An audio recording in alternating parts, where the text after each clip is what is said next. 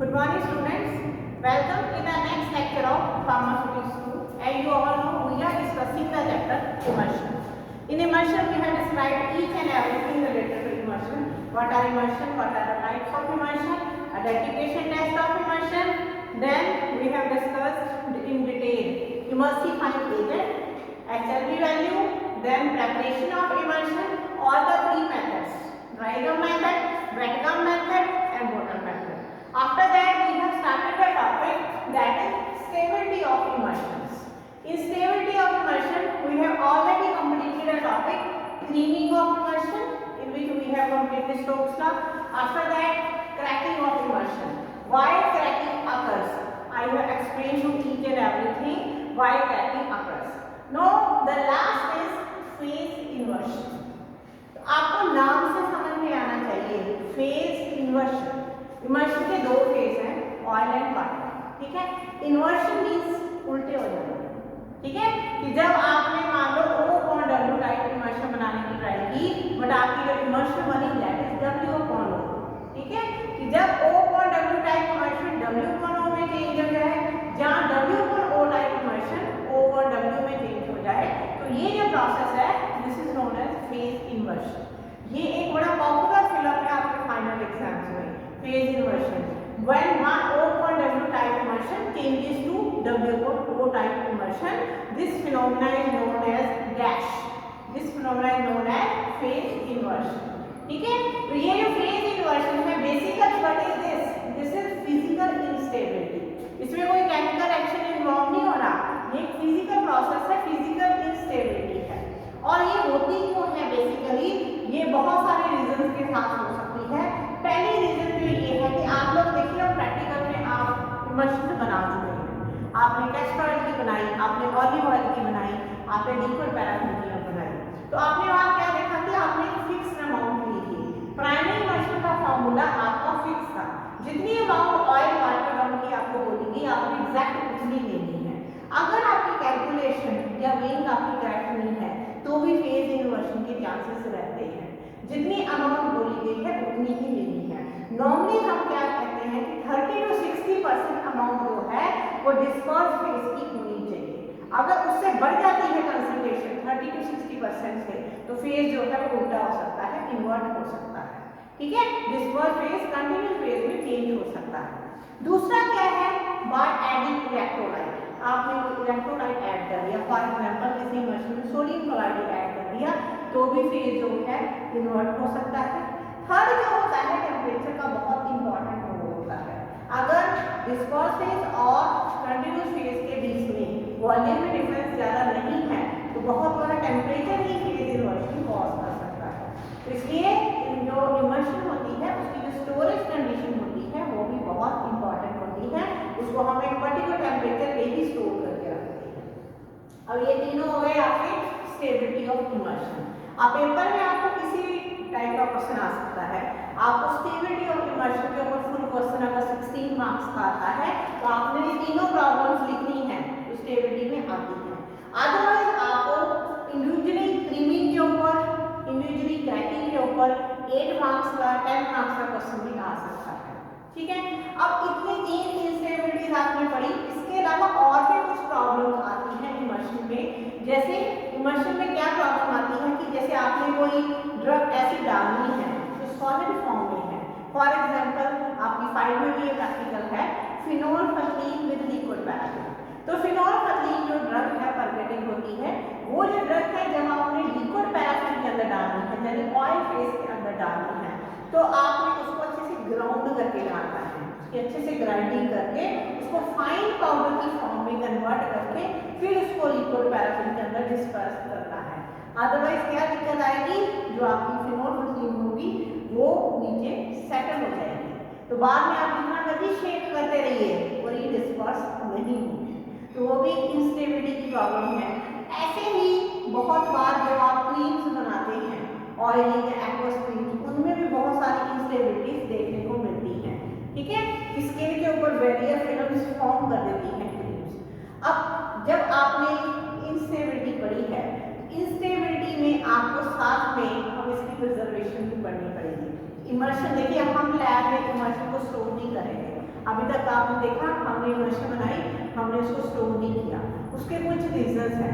Reasons क्या है कि हमने जो भी इमल्सिफाइंग हमने लैब में क्या यूज किया, गमागनेशिया, ठीक है। तो मैक्सिमम इमल्सिफाइंग एजेंट जो यूज करते हैं आप कार्बोहाइड्रेट ओरिजिन के यूज करते हैं। इसके अलावा अगर नॉन आयनिक सर्फेक्टेंट भी अगर आपने यूज किए हैं, जब प्रोटीन यूज किए हैं, जेलेटिन वगैरह जब आपने यूज किए हैं एनिमल सोर्स के, तो हमेशा क्या होगा, वहां पे माइक्रोब्स की ग्रोथ होने के चांसेस रहेंगे। माइक्रोब्स भी इंस्टेबिलिटी कॉज करते हैं। वो क्या करते हैं, आपको मैंने पहले भी बताया था, जो क्रैकिंग बताई थी कि माइक्रो ऑर्गेनिज्म क्या करते हैं, इमल्सिफाइंग एजेंट को ईट अप कर लेते हैं, उसको खा लेते हैं। जो कार्बोहाइड्रेट है उनका जो सोर्स है, ठीक है, न्यूट्रिशन का सोर्स है, तो वो उसको खा लेते हैं। जब उसको खा लेते हैं तो क्या होता है, आपकी इमल्शन जो है ब्रेक हो जाती है, क्योंकि इमल्सिफाइंग एजेंट ही जब बीच में से खत्म हो गया तो फिर पीछे जो है इमल्शन अपने आप खराब हो जाएगी। तो इसलिए इमल्शन को अगर आपने स्टोर करना है लंबे टाइम के लिए, तो आपको उसके अंदर कोई ना कोई प्रिजर्वेटिव जरूर डालना पड़ेगा। अब यहाँ पे पहले हम कुछ कंडीशन देखते हैं, किन कंडीशन में हमें प्रिजर्वेशन का पॉसिबल है। पहली बात, प्रॉब्लम्स आपकी क्यों है। प्रॉब्लम जब हम इमल्शन बनाते हैं तो उसमें ग्रोथ माइक्रोऑर्गेनिज्म नहीं है, तो उसमें पहला रीजन क्या है, जो वाटर आप यूज कर रहे हैं। अगर आपने जो डिस्टिल्ड वाटर यूज किया या डीआयोनाइज्ड वाटर यूज किया, जो आपका बना हुआ वाटर है, उसको आपने प्रॉपर्ली अगर स्टोर नहीं किया है तो वाटर में ही ग्रोथ जो है वो स्टार्ट हो जाती है।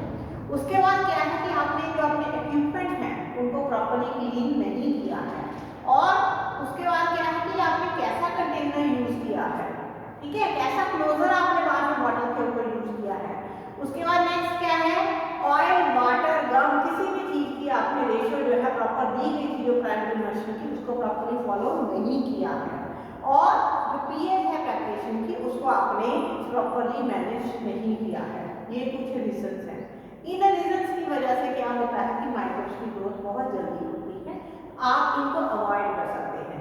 कैसे अवॉइड कर सकते हैं, लैब में जो भी आप केमिकल यूज करें हैं सारे हाई क्वालिटी के आप यूज करिए।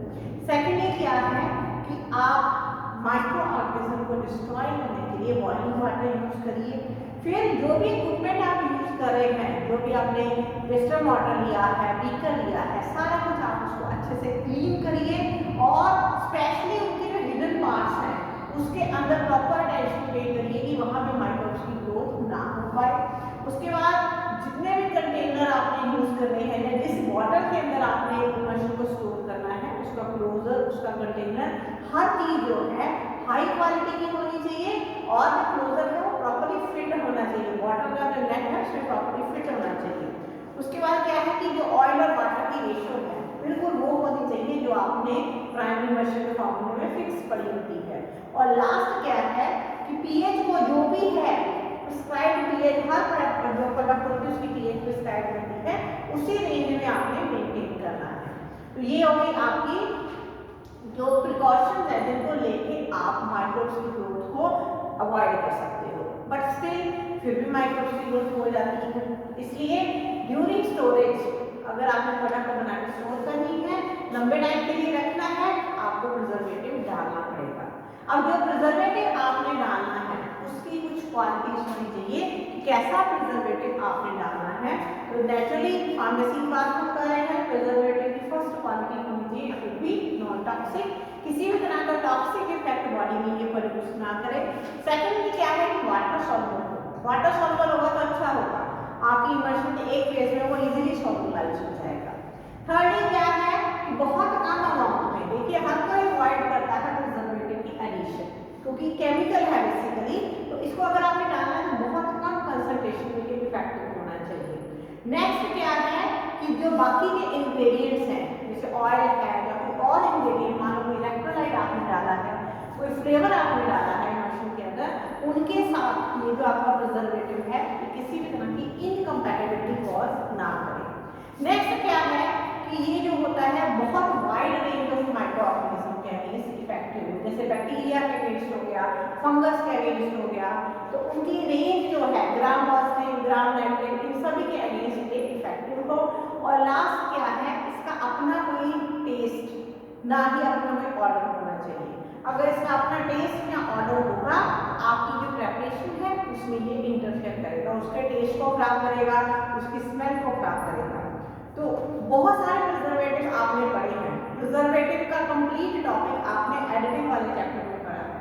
तो बहुत सारे प्रिजर्वेटिव आपने पढ़े हैं, तो उनकी कुछ एग्जांपल्स हैं जिनको आप इमर्शन में यूज कर सकते हो, जैसे बेंजोइक एसिड है, पैरा हाइड्रोक्सी बेंजोइक एसिड है, सोडियम बेंजोएट है, esters of para hydroxy benzoic acid, chloroform, chlorocresol, watery ammonium compounds.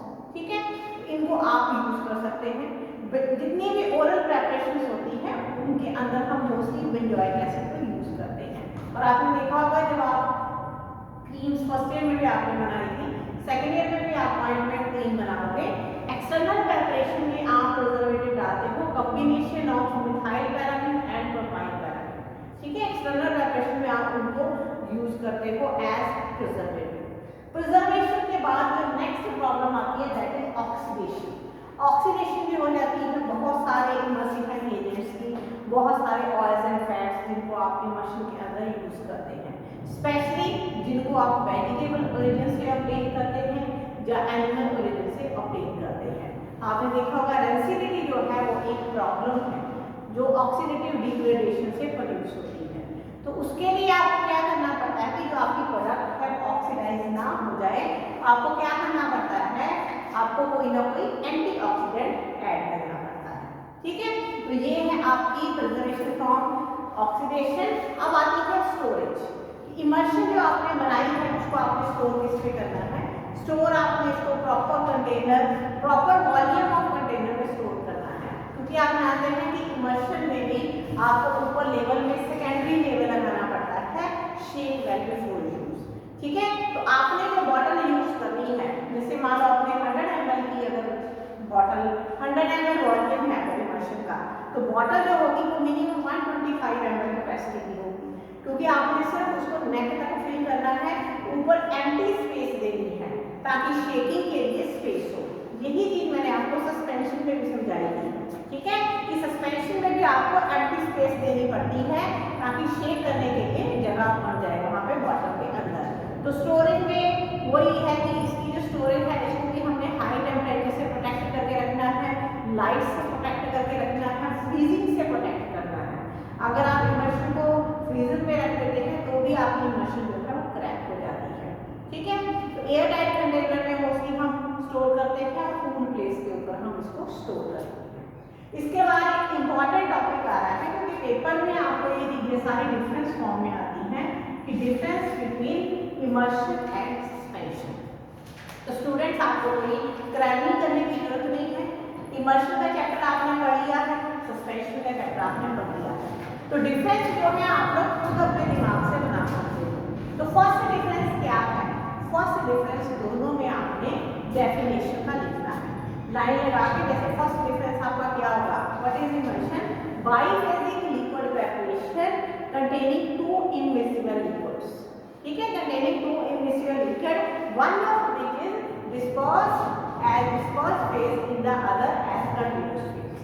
ठीक है, ऑयल ग्लोब्यूल्स जो होते हैं वो छोटे छोटे ऑयल के पार्टिकल जो कह सकते हैं वो छोटे छोटे ग्लोब्यूल्स की फॉर्म में दूसरे जो फेज होता है आपका वाटर का उसके अंदर डिस्पर्स होते हैं, जब वाटर जो है छोटे ग्लोब्यूल्स की फॉर्म में वाटर के अंदर डिस्पर्स होता है।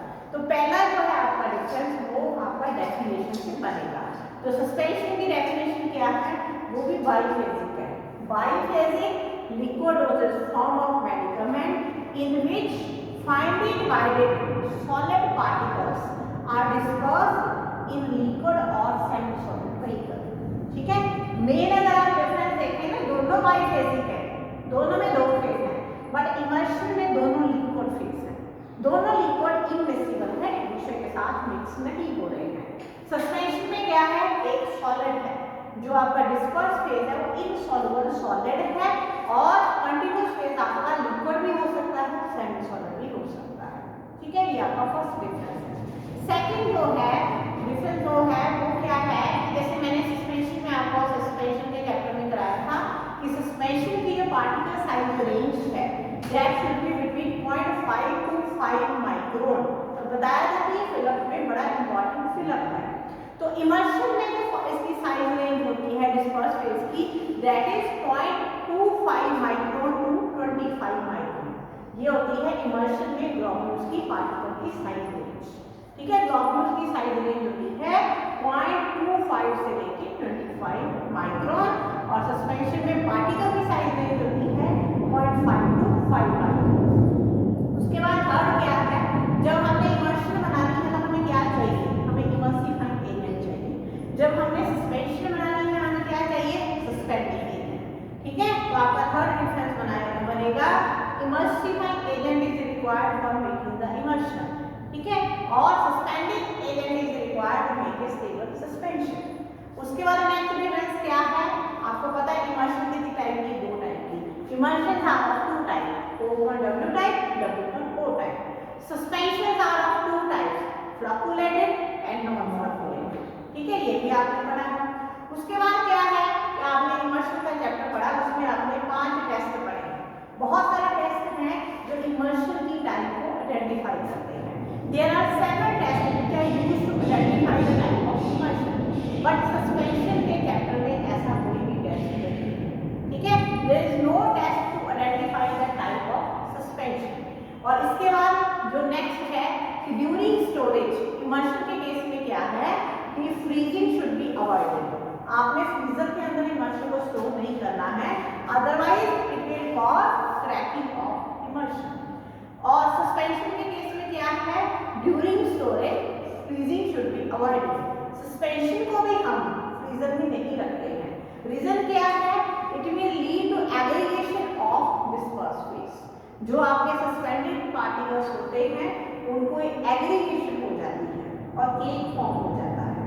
केक फॉर्म हो जाता है, आप उसको शेक करते रहिए, वो केक जो है वो रीडिसॉल्व नहीं होता है, रीडिस्पर्स नहीं होता है। तो ये 6 डिफरेंस है। ये 4 मार्क्स में अगर आपको क्वेश्चन आता है तो वहाँ पे आपने ये 6 डिफरेंस लिखने हैं। कोई क्रैमिंग की जरूरत नहीं है, जो आपने इमर्शन के चैप्टर में आपने पढ़ा है उसके 6 पॉइंट बना लीजिए, जो आपने सस्पेंशन के चैप्टर में पढ़ा है उसके 6 पॉइंट बना लीजिए। तो इसके साथ आपका इमर्शन का मोस्ट इंपॉर्टेंट चैप्टर जो सिलेबस